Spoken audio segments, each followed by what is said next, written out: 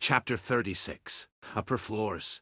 On the fourth floor, it was brighter and more spacious from the get-go. There were no corridors anymore. Instead, there were 4 balconies to the outside. After stepping onto one of them, he was awestruck.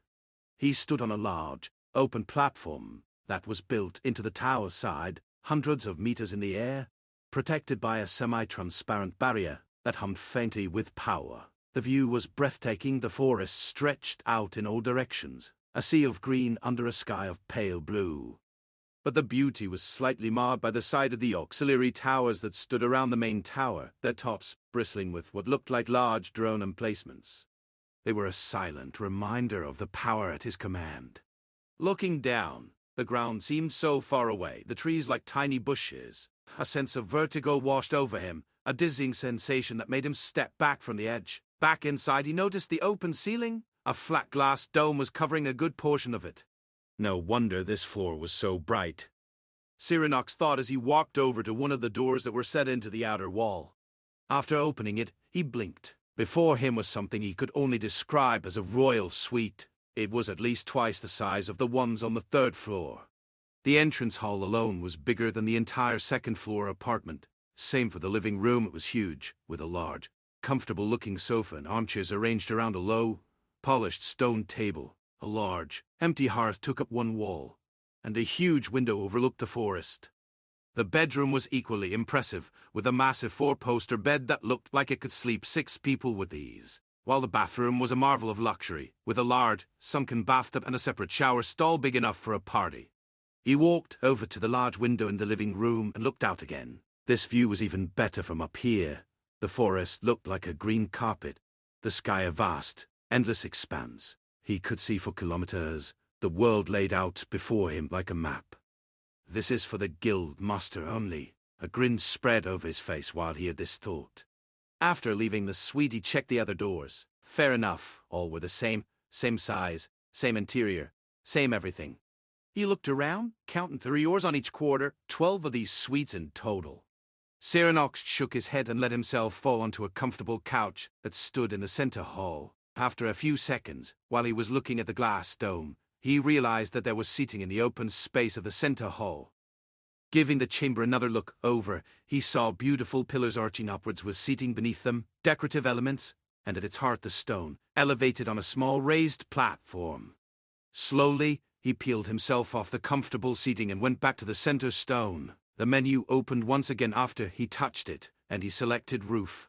Soon after, he found himself not under open sky as he had previously thought, but inside a smaller room, which was still at least tens of meters across.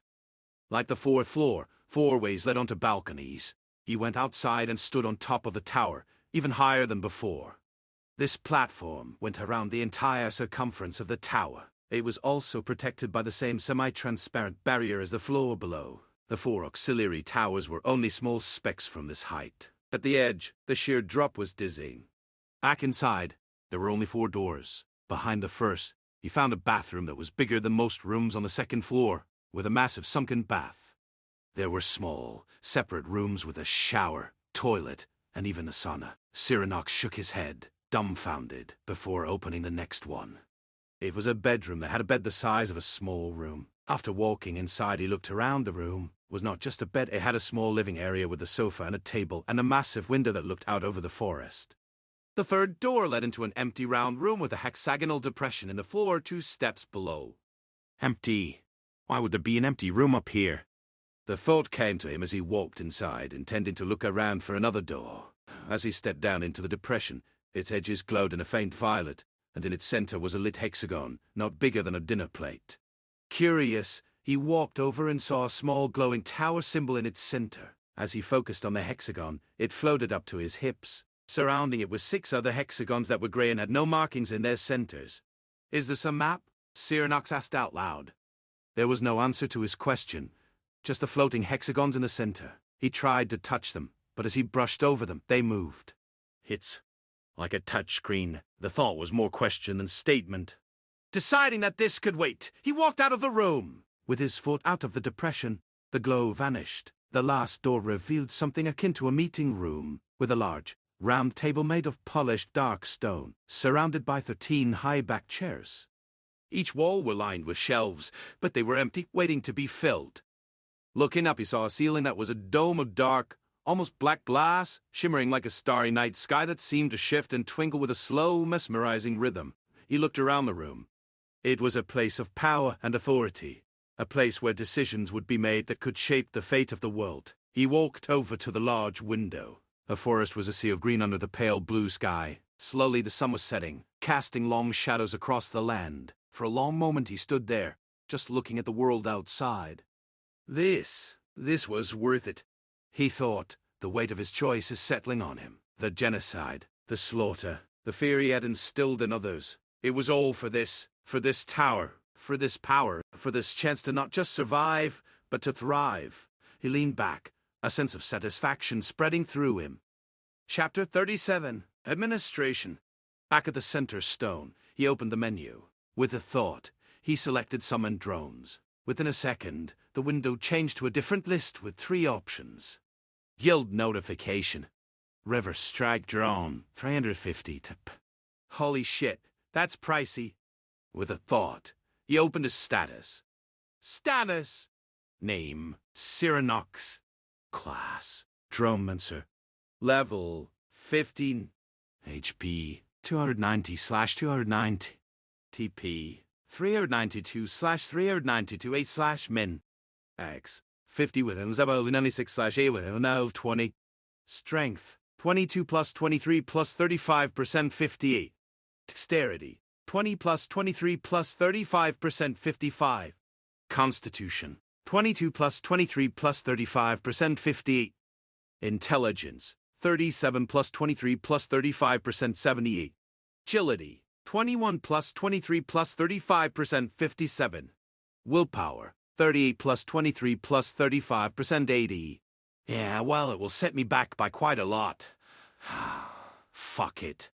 Without thinking about it for too long, he summoned the Reaver Strike Drone.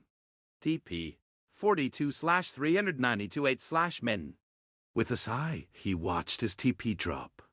The Reaver Strike Drone materialized in the center of the room, its matte black chassis reflecting the faint blue light of the center stone. It was larger than he expected, its aggressive design giving it a menacing appearance. The 2 forward-facing barrels glowed with a faint red light, and a single, blood-red optical lens fixed on him. It's basically a basic assault drone, but this one is bigger than mine, he thought as he walked around it, examining its design. He then walked back to the center stone and selected Guild Administration. A new window opened with a list of options. Guild Notification. Member Management. Territory Management. Resource Management. System Options. They were what he had expected, the typical run-of-the-mill options for any guild leader. With this, he could accept or kick people or promote and demote them if he chose to.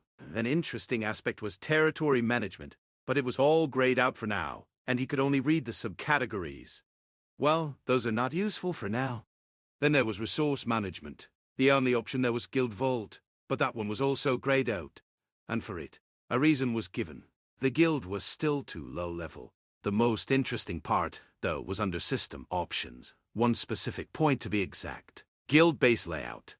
When he selected it, he saw the entire Black Tower as a kind of miniature hologram. Cyranox could change the individual rooms or even entire floor layouts. He could design the entire tower according to his own ideas. But for the time being, he decided against it.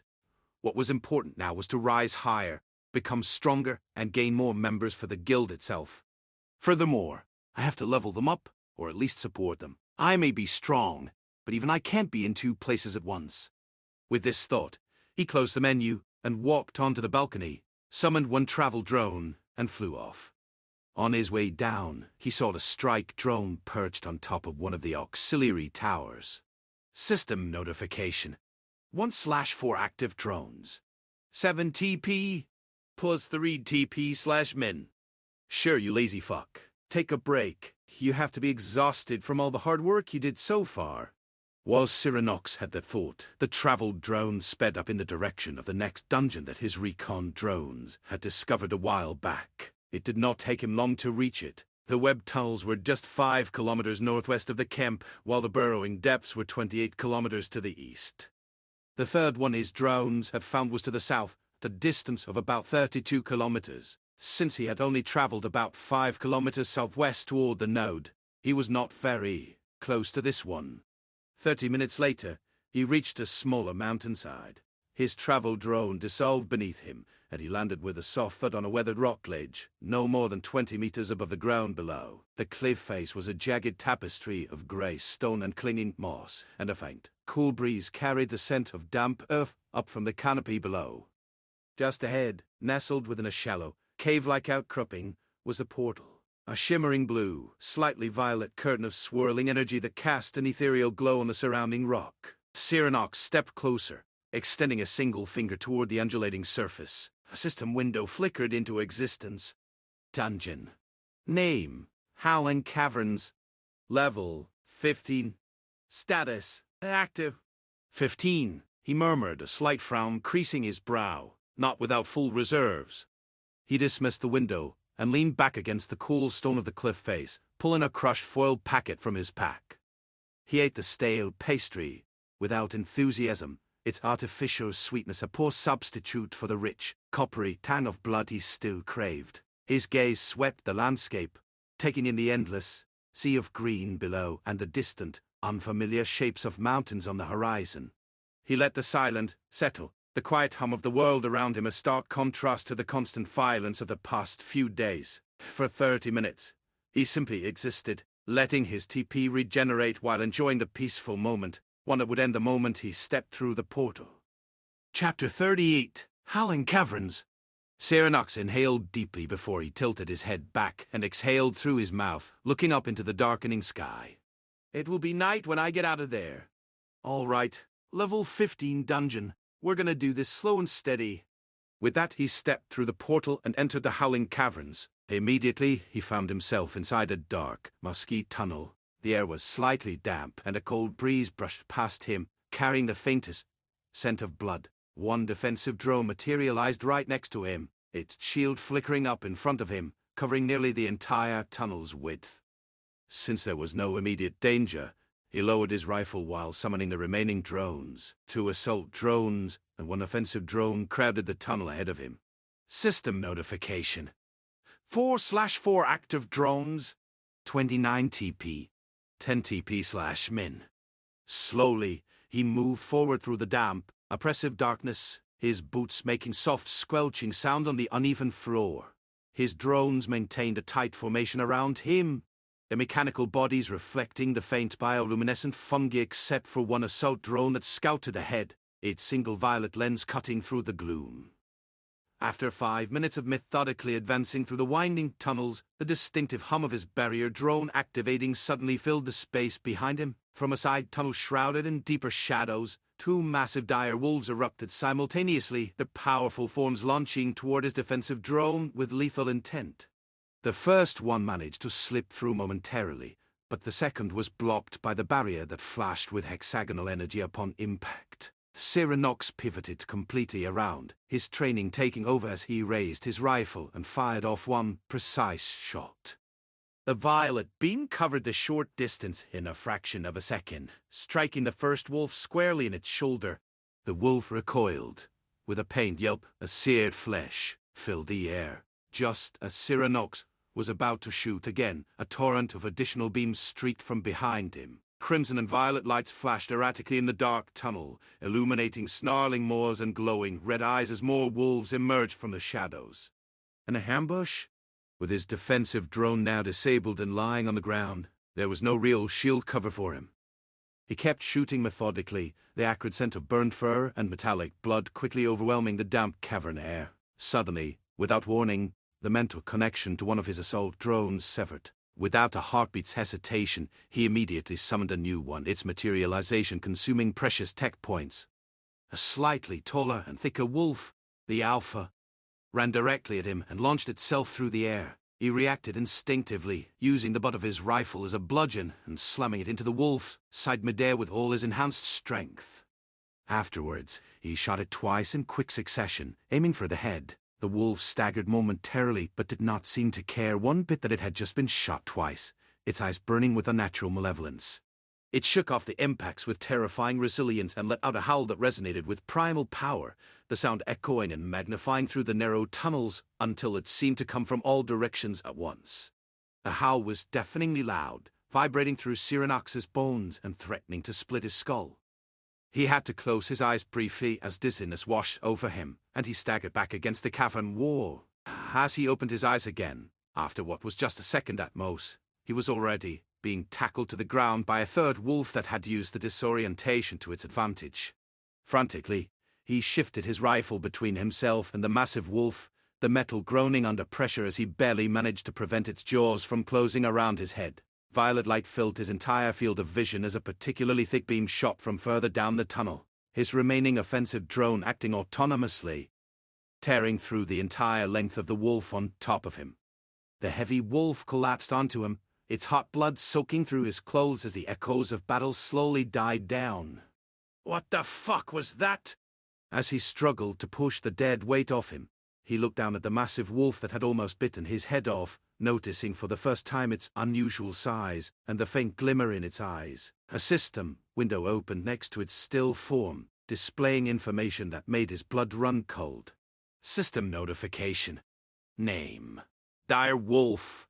Type: Mammalian Predator. Variant: Greater. Level: 15. A fucking greater right from the start. This dungeon doesn't pull any punches. A bit further to the side, another wolf lay dead. He looked at both of them. The size difference was apparent. Another window opened slightly above it. System notification. Name: Dire Wolf. Type: Mammalian Predator. Variant: Lesser. Level: 12. He checked the state of his drones, their glowing lenses flickering in the darkness like dying stars. While he had lost 4 of them in this brutal battle, the remaining ones did not look anywhere near fit. They were still operational, but one had a deep gash in its front that cracked its lens, spider-webbing across the optical sensor. Another assault drone listed slightly to one side, its stabilizers clearly damaged. He resummoned that one, just to be sure it would not become an issue later. The scent of blood filled the air around him, thick and coppery, his mouth watering at the smell. Suppressing the primal desire to tear into them, he walked further down the tunnel, keeping a close eye out for any side passages, his rifle sweeping left to right. Inside the tunnel, he encountered 3 more of them, their eyes glowing like embers in the gloom. Still somewhat paranoid from before, he scanned every wall for possible ambushes and found none. The rock faces, solid and unyielding, with an order to his defensive drone to keep its barrier as close behind him as possible. He opened fire shortly after the wolves noticed him themselves, their growls turning to snarls. This fight was not like the one before. The wolves fell shortly after without much of a struggle compared to the earlier encounter, their bodies crumpling to the stone floor with a final, wet thud. Cyranox was about 20 minutes in when he saw that the tunnel was opening up, the darkness ahead giving way to a faint, diffused light. After making sure he was in a relatively safe spot, a small alcove that offered some cover, he dismissed his drones and let his TP recover, the silence of the chamber broken only by his own breathing. The entire time, he stood with his back against the cold, damp wall, his rifle drawn and ready to unload if necessary, his senses on high alert. It took a few minutes to regain his lost TP, the slow crawl of the number rising in his vision a test of patience. After it was full, once more he resummoned his drones, their familiar forms materializing with a soft hum, and entered the chamber, the vast space opening up before him like the maw of some great beast. Chapter 39. Primal Instinct. Cyranox slowly made his way into the open space in front of him, his boots making soft sounds against the stone floor. A large, multi-layered chamber stretched out before him, its scale imposing in the dim light filtering from above. He could make out 4 different plateaus of varying heights along the outer wall, each serving as potential vantage points or ambush locations, as well as several tunnel entrances spread across the chamber like gaping mouths. The ground was a lighter color than the stone walls, a sickly grey-white that crunched underfoot. Bones cracked underneath his boots as he stepped fully into the chamber, the sound unnaturally loud in the vast space. The ground was littered with bones of all sizes and conditions, from tiny rodent skulls to massive femurs that might have belonged to something much larger than a wolf. His drones flew in beforehand, the assault drones drifting off to each side like silent sentinels, while the offensive drone floated above the entrance of the chamber, close to its ceiling, his violet lens scanning the area. The moment they entered the space, there was a deafening howl, followed by another and another from somewhere deeper within, the sounds echoing off the cavern walls and creating a disorienting chorus of predatory calls. Without any time to waste, he brandished his rifle and shot one of the lesser wolves that had emerged from a nearby tunnel entrance. The beam ripped into its flesh, burning a smoking hole through its side. But it was still running at him, its eyes burning with furious determination. His two assault drones quickly found themselves outmatched and were ripped apart, their metallic shells giving way with sickening crunches under the wolves' powerful jaws. Without slowing his rate of fire, he summoned new drones, their materialization consuming precious TP but necessary for survival. Meanwhile, the previously safe offensive drone was ripped out of the sky by a wolf that executed a wall jump, using the cavern wall as a springboard to reach the high-floating machine. The drone's lens shattered as it was dragged down with it. Even his defensive drone was pushed back in no time at all, its barrier flickering under the coordinated assault of multiple greater wolves. After less than a minute inside this chamber, he had already lost multiple drones, the cost of this encounter rising rapidly with each passing second. He jumped to the side as one of the lesser dire wolves leapt at him, slipping past his shield. Landing on the ground, he took an overcharged shot that blasted its head clean off, bone and brain matter splattering against the cavern wall. While he was fighting on the ground, his defensive drone was destroyed, but quickly replaced, its barrier flaring to life just in time to block a lunging wolf. It was pure coincidence that he noticed his offensive drone was no longer shooting. It was lying on the ground, pushed into a corner, and held down by two wolves. Clever little shits, not finishing off my drones, he thought, a flicker of grudging respect cutting through the adrenaline. His attention was split across multiple fronts at once. He constantly had to evade incoming wolves while aiming, while also keeping an eye on his drones and their mental links, resummoning those that were already out of the fight but not yet destroyed. This went on for minutes. It was pure chaos. Two of the greater wolves teamed up and went after him. After howling and staggering him for a moment, they charged. He managed to shoot one of them down with the help of two overcharged beams, one from him and one from his drone. But the second was already too close for comfort, and he jumped aside. It leapt him and pushed off his body with its hind legs, catapulting him straight into the nearest horde of wolves. One fell to his rifle, another to a crimson beam. There were too many. To protect his throat, he shoved his arm between a wolf's jaws as they closed around it. Searing pain shot through him as it tugged and shook its head, teeth grinding against bone. Villainous drew the dagger from his belt and plunged it into the side of the wolf's head, feeling the blade scrape against skull. He slowly got up after kicking the corpse off him, but he did not make it far before being tackled by a greater dire wolf. As it snapped at him, he tried to hold it back, pushing his hands against its massive form. His right hand sank into warm, sticky fur just beneath a wound, one that had penetrated hide and flesh, but not deeply enough. Desperately, he drove his hand forward with full force into the greater dire wolf's chest. Hot blood ran down his arm as his fingers closed around its beating heart. In one motion, he kicked the wolf off him while ripping its heart straight out of its chest. With the still beating heart in his hand, he brought it to his mouth and squeezed it like a juice box, drinking the hot blood. With each drop, he felt different. System notification. Plus 30 TP. Knocking an incoming wolf aside with his elbow, he immediately fired an overcharged beam into its chest. Without thinking, he ripped its heart out and drank its blood. System notification. Plus 18 TP. His vision turned red, and he could hear the heartbeat of every individual wolf. He wanted more, needed more. With a wicked smile, he grabbed the next wolf mid-leap, bit directly into its neck, and tore out a chunk of flesh. System notification. Plus 18 TP. Villainous entered frenzy.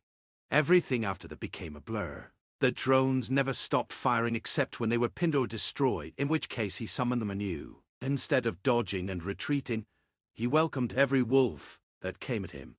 Either they fell to his Magitet rifle or his dagger, and those were the lucky ones. Eventually, the sounds of fighting ceased. His head cleared, and the sight before him was brutal. It reminded him of the farms from his first few days. Blood and bodies sprawled everywhere. Some were ripped apart, others missing chunks of flesh. He looked down at himself and found he looked much the same. One of his arms was missing a large chunk of flesh down to the bone. That doesn't look good at all. As the adrenaline faded, pain crashed into him. His leg was definitely broken, along with several deep tears. He coughed as he summoned 2 healing drones, his vision blurring and shifting. System notification. 2/4 active drones. 12 TP plus 2 TP/min. Then everything went dark. Chapter 40. Oh, what? Slowly, sound returned, first a faint humming, then the even fainter whistle of cold wind that seeped through cracks in the stone walls. His eyes opened, his vision swimming before gradually focusing on the dim cavern ceiling above.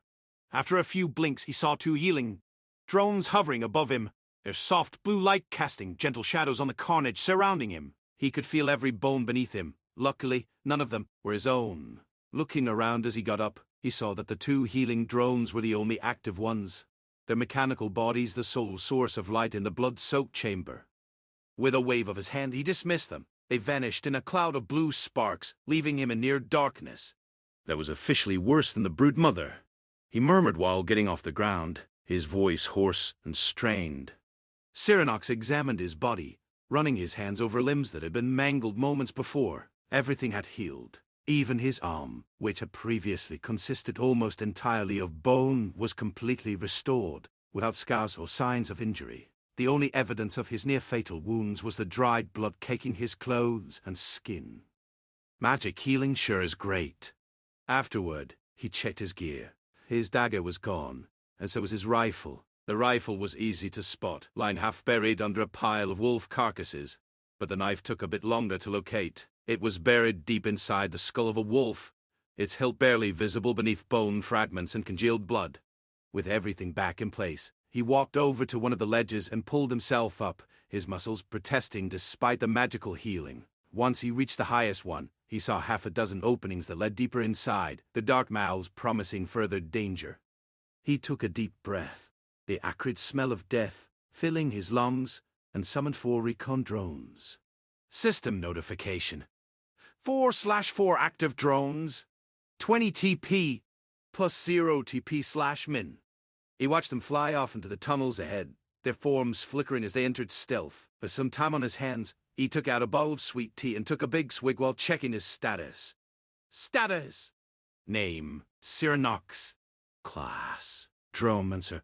Level, 15. HP, 290/290.